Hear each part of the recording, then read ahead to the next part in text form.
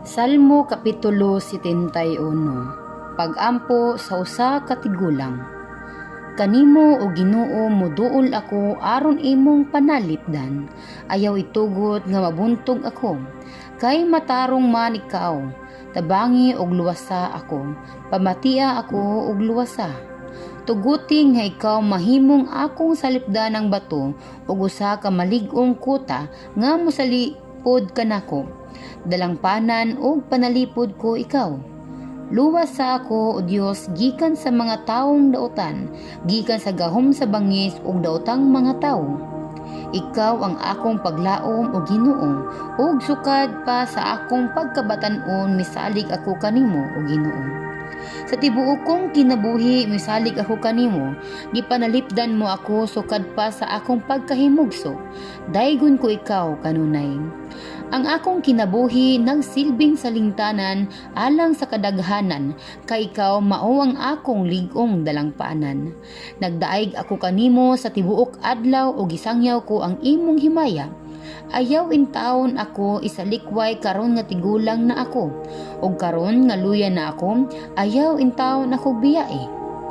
Ang akong mga kaaway nga buot mo patay kanako, nagsabot og naglaraw batok kanako.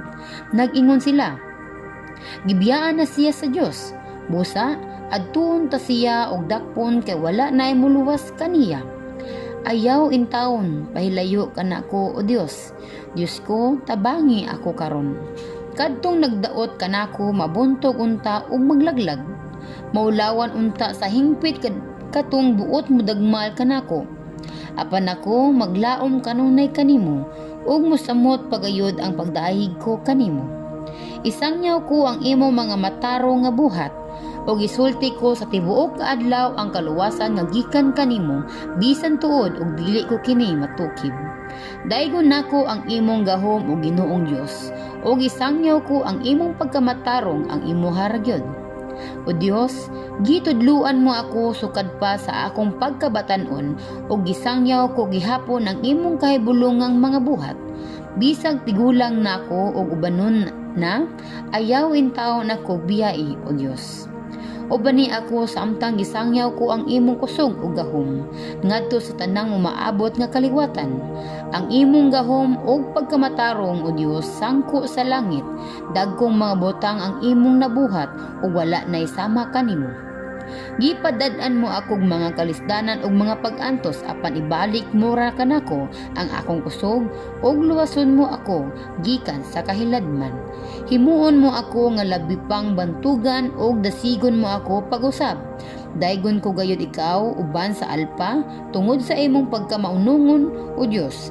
Daygon ko ikaw pinaagi sa pag-awit o sa pagtugtog ug mga huni pinaagi sa akong alpa o balaang Dios sa Israel.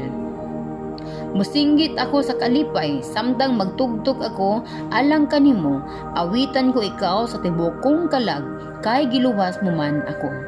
Sa tibuok adlaw, isugilon ko ang imong pagkamatarong, kay nabuntog og naulawan ang buot mulaglag kanako.